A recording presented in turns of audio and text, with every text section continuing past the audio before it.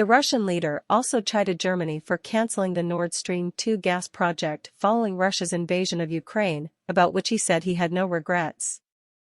Russian President Vladimir Putin said at a press conference in the Kazakh capital of Astana Friday that Germany had made a mistake in siding with NATO over Russia in the war in Ukraine.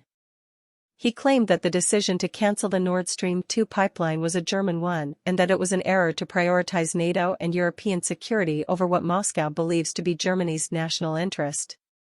By contrast, Putin believes Russia is doing everything right in its stalled effort to conquer Ukraine, which has led Russia to be accused of frequent rights abuses, war crimes and violations of international law. 11-year-old Milena Uralova lies in a hospital, recovering 9 days after a Russian soldier shot her through the face.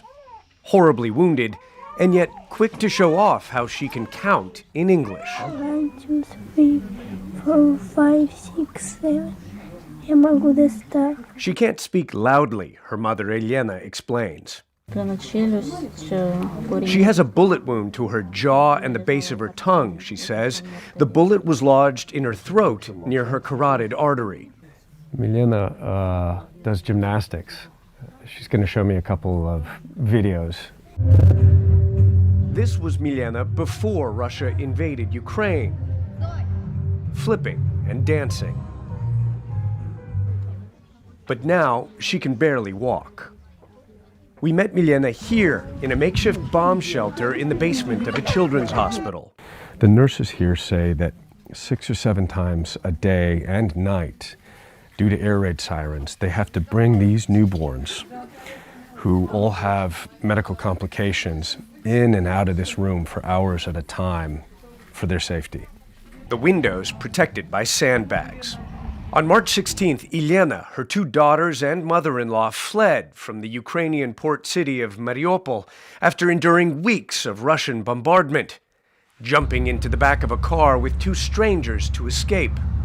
They navigated many Russian military checkpoints, and then at around noon, Elena says, they made a turn towards the town of Vasilievka and stumbled across Russian soldiers who opened fire on the car without warning. We started turning, and that's when they started firing at us from submachine guns. After that, of course, the driver stopped. We started opening our doors, walking out with our hands up, after which they were shouting something. We did not know what, and that is when we saw what happened to my daughter, the younger one. We took her out of the car as she was wounded. Her mother says, realizing their mistake, the Russian soldiers gave her daughter first aid and sent her to a nearby hospital in the Russian-occupied town of Tokmak. A Red Cross vehicle later brought her to this hospital for life-saving surgery. The hospital has treated 9 wounded children in the last 2 weeks. What injuries are you seeing now? Different injuries, different trauma. It's head trauma, it's amputation, traumatic amputation. It's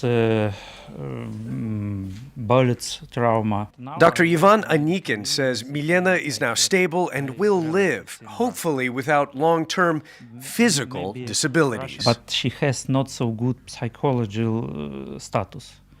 She worries, she cries, she afraid different sounds. Milena's mother has a message for the Russian soldiers who shot her daughter. Go back home. Why are they here? They are mercenaries who don't care about us. Don't care about the situation in this country or this war. They don't care who they are shooting at. As for Milena, she shows photos of her cats, Musia and Busia, and looks forward to one day going back to doing gymnastics. Ivan Watson, CNN, Zaporizhia, Ukraine. Continuing to follow the breaking news that we're going to show you here. These are the first images coming in of what Ukraine says was a Russian bombing of a maternity hospital and children's ward in the southern port city of Mariupol. Ukrainian President Zelensky says that there are children under the rubble. There are no known military targets anywhere near this hospital. We've got a lot to discuss here. Joining me right now is CNN military analyst Colonel Cedric Layton. Also with us, Ann Applebaum. She's a writer for The Atlantic. Thank you both so much for being here. I want to go straight to a map. I want to show everyone, just to remind everyone, Colonel, right here you see where Mariupol is. It's a key port city in the southern part of the country. It's been under siege for days, Colonel. Why would a hospital be a target of an airstrike? What is the objective? It certainly should not be the object of an airstrike, Kate, because that is an area that is absolutely prohibited, a category of target that is prohibited under international law.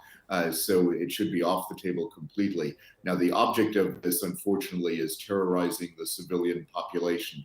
These kinds of attacks are typical, unfortunately, of what the Russians have been doing. And this is another example of proven that there is absolutely no way in which the Russians are following standard targeting procedures in this war.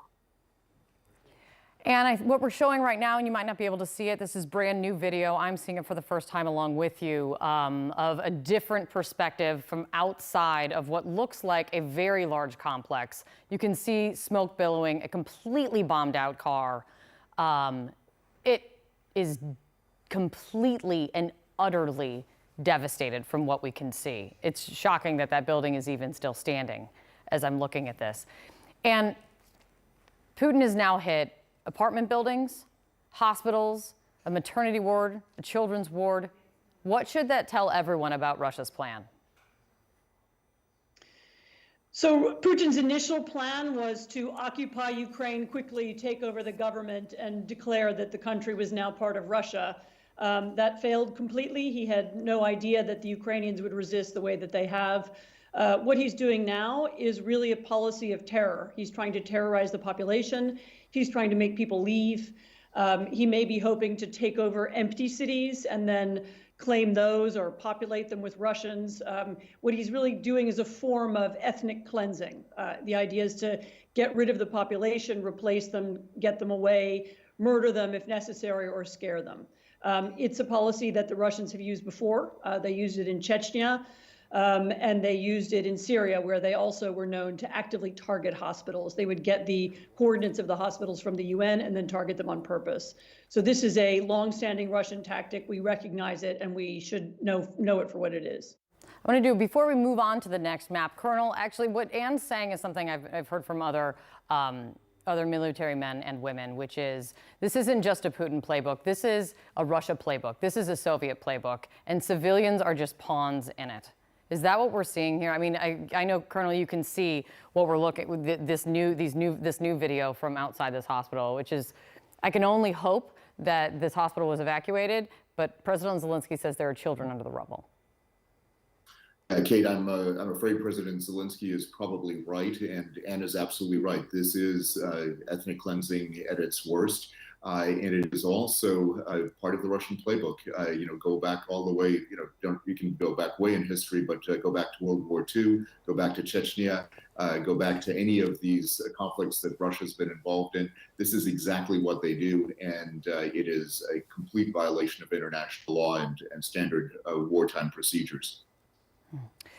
All right, I want to turn now, as we're waiting for more details on this, I want to turn now to new CNN reporting from the Pentagon, which is more troops, more weapons, more assets, all headed to bolster the eastern flank of NATO. You see all of these countries in blue. This is where more assets are heading, coming from our Pentagon unit in their new reporting. And I want to read for you, Colonel, just some of the details here. Patriot missiles to Poland. The Army's 5th Corps also deploying 300 headquarters troops to Poland and Germany to provide command and control for U.S. ground forces. Air Support Operations Center heading to Poland and Romania, refueling and maintenance specialists to Germany. And now it will be a total of 100,000 U.S. troops expected in Europe. What sticks out to you here when you hear all of this manpower and firepower heading over there? Well, Kate, what we're looking at is a deployment in order to prevent war. That's basically what we're doing here. We're doing this as a preventive measure to warn Putin that if he moves one step into a NATO country, that we will respond to that using Article 5 of the NATO treaty. So that is what we're seeing. It's somewhat similar to what we did in the Middle East in the run-up to the first Gulf War and as well as the second Gulf War. And that is what is part of the U.S. playbook when it comes to these kinds of operations. Standard operating procedure, lots of folks going over, and it's something that will probably be an operation that we'll have to sustain for some time. You know, Anne, one of Putin's original and longtime goals was to push away and weaken NATO. And if we can put the map back up, guys, beside me, because I want to just go back to it. The opposite seems to be happening here. That's to this map. Thank you very much, Rob. As you see the NATO allies, you see where they stand in comparison to Russia and why Ukraine is obviously in the center of it. This is just reinforcing exactly what Putin has not wanted. Was this a major miscalculation on his part? Because the opposite is happening from his original and longtime goal here. How does he react to this, Anne? Yes, I think Putin was listening to Trump's denunciations of NATO and his distance from NATO during that administration, and he was following the divisions that kind of rhetoric created, and he imagined that NATO was now permanently divided and would never be able to reunite again. I think he didn't count on what the sight of tanks rolling across a European country would do to people in Germany, people in Italy, people in France, people in Europe, and of course, people in the United States.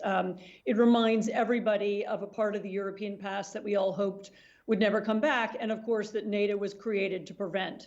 And so you have seen a really remarkable shift all across Europe as Europeans do now what should have really been done some months ago, which is to reinforce and rearm Ukraine.